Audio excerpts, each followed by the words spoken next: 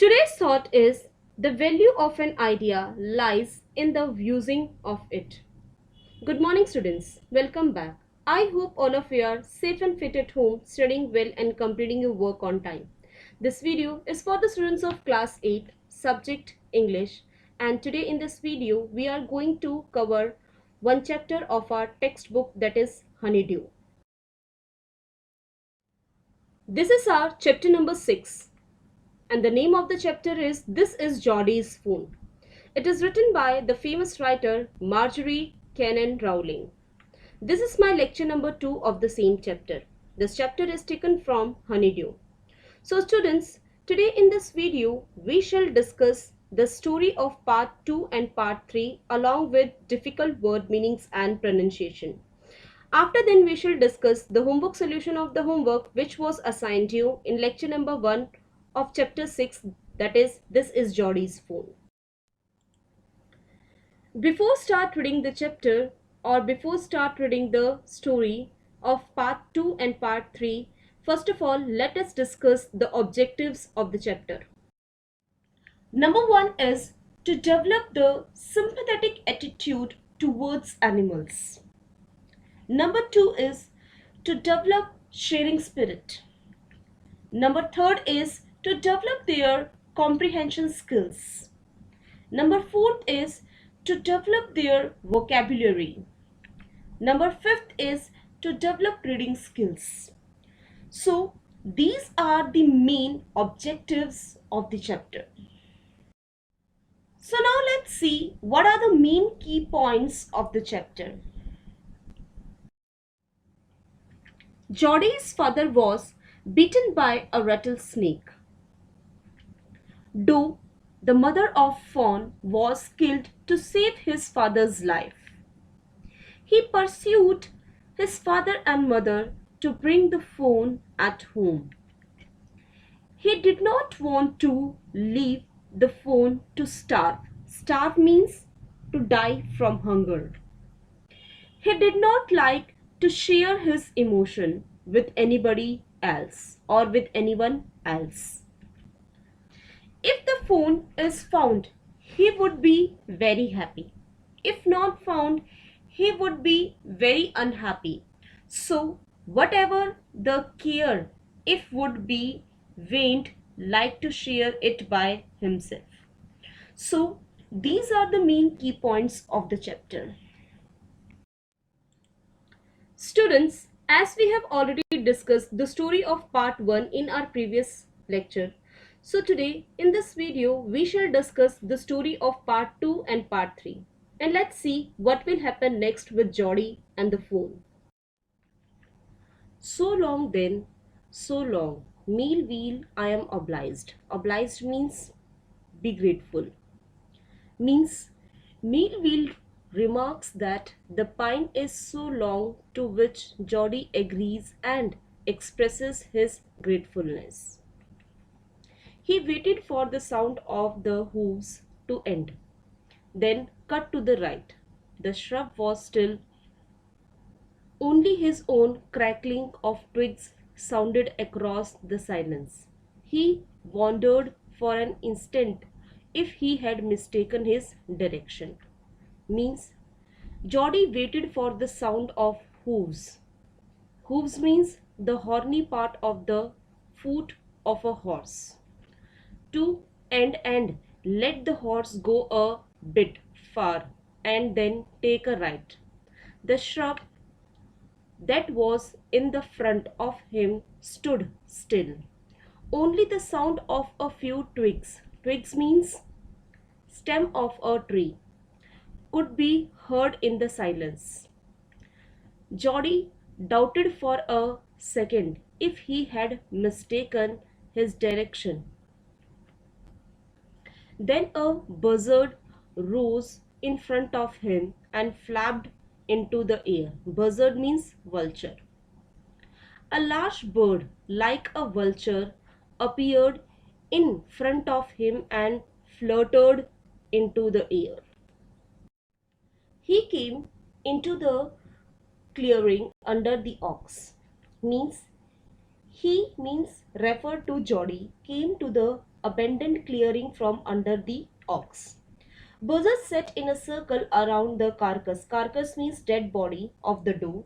They turned their heads on their long, scrawny necks and hissed at him. Means means buzzard sat in a circle around the dead body of the doe. They looked at him with their heads that led on their long scrawny. Scrawny means thin and bony necks and hissed at him. He threw a bow. Bow means branch of a tree at them and they flew into an adjacent. Adjacent means nearby tree. Means Geordie threw his bow. Bow means branch of the tree at them and they flew into a adjacent. Adjacent means nearby tree. The sand showed large cat prints, but the large cats killed fresh, and they had left the doe to the carrion birds. Carrion means decaying flesh. Means the sand showed marks of large cat footprints who had killed it recently and had left the doe for the carrion. Means decaying flesh birds. He parted the grass at the place where he had seen the fawn, but it wasn't there. Means Geordie separated the grass from the place where he saw the fawn the previous day. He could not believe it had just been a day. The fawn was not at that place. Geordie searched the abandoned land, but there was no sign and sound of one. The buzzards crackled their wings, impatient to return to their business. He returned to the spot where the fawn had emerged and dropped on all fours. Study the land for the small hoof prints. The night's rain had washed away all tracks except those of the buzzards and the big cats. Means, on the other hand, the buzzards made sound with their wings out of desperation to resume what they were doing. Geordie began looking at the place where the fawn had appeared from and began reading the small hoof prints in the sand. But the rain from the last night had washed away all tracks except for cats and buzzards. So this was the story of part 2. So now let's read the story of part 3 to know about, did Geordie able to find the fawn at the end or he was failed in his mission. So let's start with movement directly in front of him startled him so that he trembled backward. Means Geordie was startled, means shocked after having experienced some movement in front of him and he fell backward. The fawn lifted its face to his, it turned its head with a wide, wandering motion and shook him through with the stare of its liquid eyes.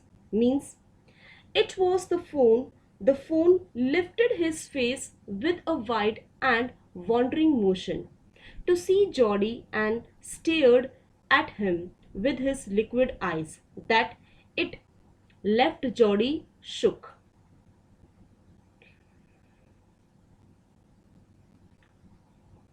It was quivering but made no effort to rise or run. Quivering means shaking with a slight rapid motion. The fawn was quivering means shaking with a slight rapid motion. The fawn sat still and made no effort to run. He whispered, "It's me." The fawn lifted its nose, scenting him. He reached out one hand and laid it on the soft neck. The touch made him delirious. Delirious means extremely excited, or we can say happy. He moved forward on all fours until he was close beside it. Means, on the other hand, Geordie could not move too, but he whispered lightly, "It's me." The phone smelled him. This made him, him means Geordie, delirious, means extremely happy or excited. Geordie reached out with his hand and laid it on his soft neck. His touch made the phone excited, and he moved forward in an attempt to be close to Geordie and put his arms around its body. A light convulsion passed over it, but it did not stir. Means, Geordie puts its arms around the phone, which made the phone shiver slightly, but he did not stir, which means he wasn't or was not frightened but comforted. He stroked its side as gently as though the phone were a china deer. Here, the meaning of china deer is a clay deer that is easily broken, and he might break it. Its skin was very soft, it was sleek. Sleek means smooth and shiny and clean and had a sweet scent of grass. He rose slowly and lifted the phone from the ground. Its leg hung limply. Limply means without support. They were surprisingly long and he had to hoist. Hoist means put up higher the phone as high as possible under his arm. Means Geordie stroked means seized the sides of his body so gently as if it were as facile as a china deer. The phone was soft, sleek. Sleek means smooth and shiny, clean, and even possessed a pleasant scent of grass. Geordie lifted the phone from the ground in a way that hung his limbs in the air. The phone's legs were quite long, so Geordie had to hold him as higher as possible under his arm. He was afraid that it might kick and bleat at sight and smell of its mother. He skirted the clearing and pushed his way into the thicket. It was difficult to fight through with his burden. The fool's legs caught in the bushes and he could not lift his own with freedom. He tried to shield means protect its face from prickling vines. Its head bobbed with his stride. His heart thrummed with the marvel of its acceptance of him. He reached the trail and walked as fast as he could until he came to the intersection with the road home. He stopped to rest and set the phone down on its dangling legs. It wavered on them, it looked at him and bleated. Means he feared that the sight of its mother's carcass agitate the swan. So he avoided the clearing and went through the bushes. It was a difficult walk. He was carrying the phone in his arms. He remembered his father saying that a phone would follow if it had first been carried. "I will carry you after I get my breath." Means Geordie filled with delight as he was told the phone that he would carry it once he had taken a bit of rest. Geordie recalled that his father had told him that a phone will follow you once you have carried it for a bit first. He started away slowly. The phone stared after him. He came back to it and stroked it and walked away again. Means Geordie started walking at a slow pace and the phone looked as he walked further. Geordie came back again to caress it and went forward again. It took a few wobbling steps towards him and cried piteously. It was willing to follow him. It belonged to him, it was his own. Means This time the phone took a few weak steps in Geordie's direction as he carried. Although wobbling, Geordie was overjoyed by the fact that it was willing to go with him, which made the phone his own. It took a few wobbling steps. Wobbling steps means weak steps towards him and cried piteously. It was willing to follow him. It belonged to him. It was his own. He was light-headed with his joy. He wanted to fondle means to touch gently it. To run and romp means play with it. To call to it to come to him. But he dared not alarm means frightened. Means he was so overjoyed that he could not even think properly and clearly. At that moment, Geordie wanted to caress it with all his desire, play with it and call it forwards him, but he did not want to frighten it. He picked it up and carried it in front of him over his two arms. It seemed to him that he walked without effort. Means then he picked the phone again in his arms and walked effortlessly.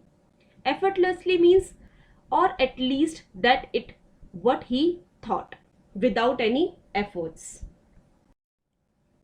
His arms began to ache and he was forced to stop again. When he walked on, the phone followed him at once. Means Geordie stopped unwillingly as his arms had started aching. The phone followed him as he walked again. He allowed it to walk a little distance, then picked it up again. The distance home was nothing. He could have walked all day and into the night, carrying it and watching it follow. Means Geordie would only allow the phone to walk a few steps and then pick it up again. Home was almost near. Geordie could have picked it up and watched it follow all days. He was wet with sweat, but a light breeze blew through the June morning, cooling him. The sky was as clear as spring water in a blue china cup. Means, but he was tired and sweating. A light breeze helped him dry his sweat on that June morning. The sky was so clear that it had been compared to spring water in a blue china cup. He came to the clearing. It was fresh and green after the night's rain. He fumbled with the latch. Fumbled means struggled, latch means bolt, and was finally obliged to set down the phone to manage it. Means he reached the clearing at last, which was green and fresh after the showers last night. It was a bit difficult for him to open the latch of the house, but he could do it once he set the phone down. Then he had an idea. He would walk into the house, into his pa's bedroom, with the phone walking behind him. Means, at first, he thought of making the phone follow directly into Penny's room and surprise him. But at the steps, the phone blunked and refused to climb them. So he picked it up and went to his father with the phone clutched hard against him. Clutched means hold. Means, but the phone blunked. Blunked means refused to climb the stairs. So Geordie had to pick him up to his father's bedroom. His dad was resting with closed eyes. Pa, look, I am glad you found him. Your eyes are as bright as the phone's. Geordie woke his father up and stood beside as Penny turned his head towards him. The phone Clutched means grasped or hold him firmly. Penny could see Geordie's eyes as bright and glowing as the phone's. Penny expressed his happiness over Geordie's having been able to find the phone. Geordie then went to the kitchen. The phone wobbled after him. Wobbled means follow or followed. Means Geordie went straight to the kitchen after that and the phone followed him with his weak steps. Where a pan of morning's milk stood in the kitchen safe. Means in the kitchen a pan filled with morning's milk was kept reserved but cream had formed on it. He skimmed the cream that had risen on the milk and poured it into a small gourd. Means he skimmed means removed that or remove the cream and put it into a jug while he poured the milk in a utensil made of small gourd. He held it out to the phone, who smelled and then buttered it. He saved it precariously from spilling over the floor. The phone could make nothing of the milk in the gourd, so he dipped his fingers in the milk and thrust them into the phone's soft, wet mouth. It sucked greedily.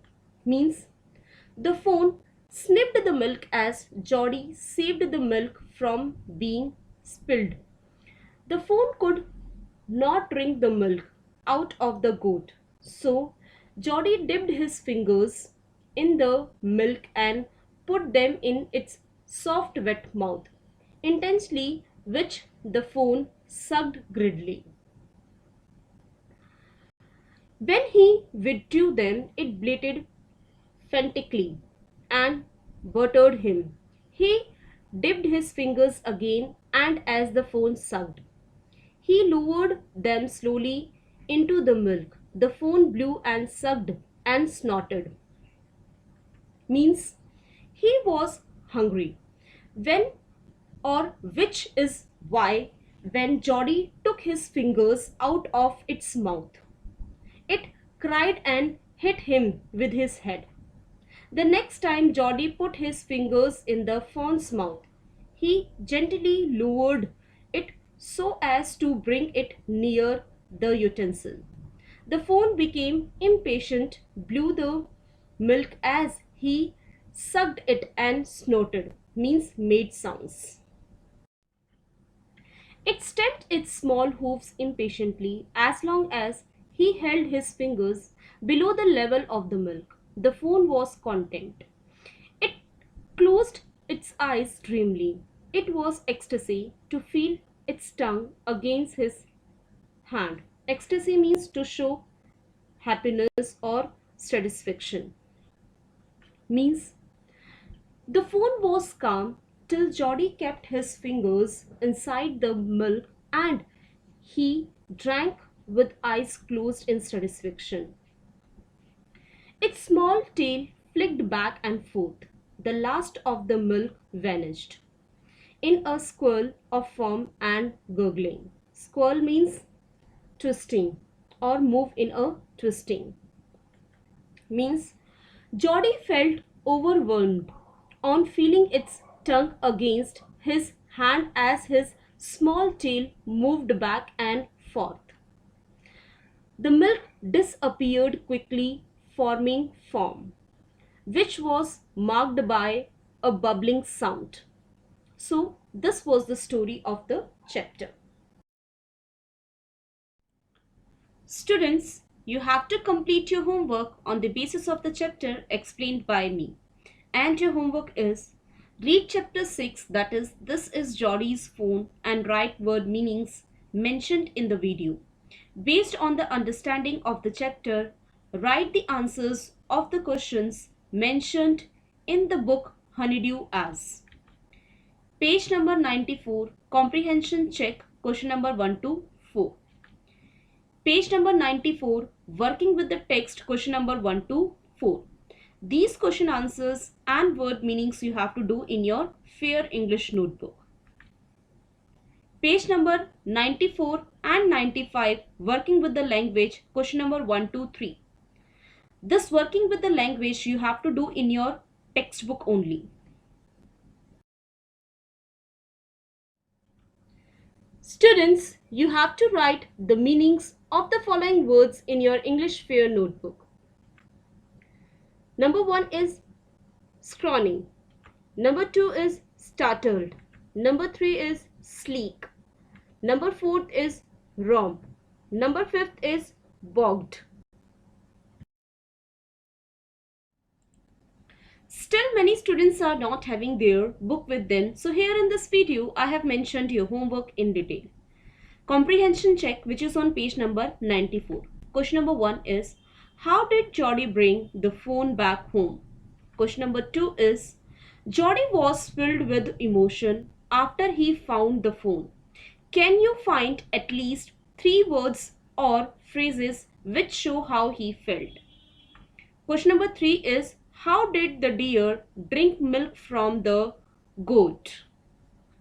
Question number 4 is, why didn't the phone follow Jody up the steps as he had thought it would? Now let's see, working with the text, which is on page number 94. Question number 1 is, why did Penny Baxter allow Jody to go find the phone and raise it? Question number 2 is, what did Doc Wilson, that is Dr. Wilson, mean when he said nothing in the world ever comes quite free? Question number 3 is, how did Jody look after the phone after he accepted the responsibility for doing this? Question number 4 is, how does Jody's mother react when she hears that he is going to bring the phone home? Why does she react in this way?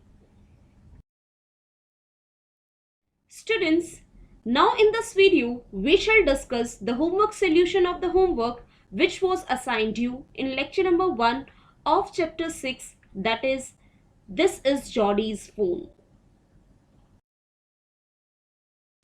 Students, as we have already done the explanation of the story of part 1 along with the word meanings in our previous video, as I assigned you homework which was to be done by you on the basis of your understanding, and your homework was read chapter 6, that is, This is Jody's Phone, and write word meanings mentioned in the video. Based on the understanding of the chapter, write the answers of the questions mentioned in the book, that is Honeydew As. Page number 90, comprehension check, question number 1 to 4. Page number 91, comprehension check, that is question number 1 and 2. So students, first of all, let us discuss the meanings of the words. Number 1 is slipped, means got up.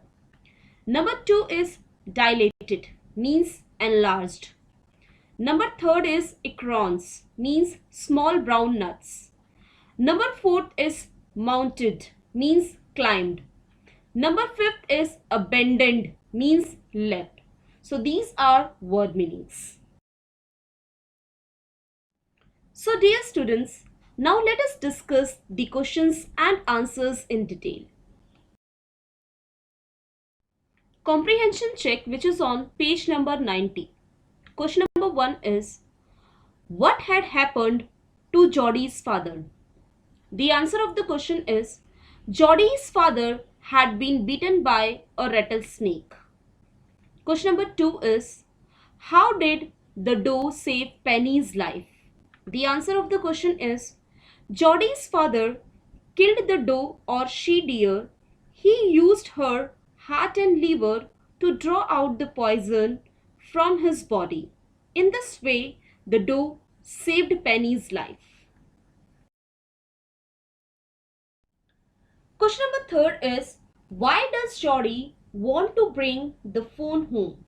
The answer of the question is, Jody wanted to bring the phone home because he felt that they had killed the doe for their purpose, and the phone had been orphaned for no fault of its own. He kept thinking about the hungry and scared phone. He felt that it was their responsibility to take care of the phone, or else it would starve to death.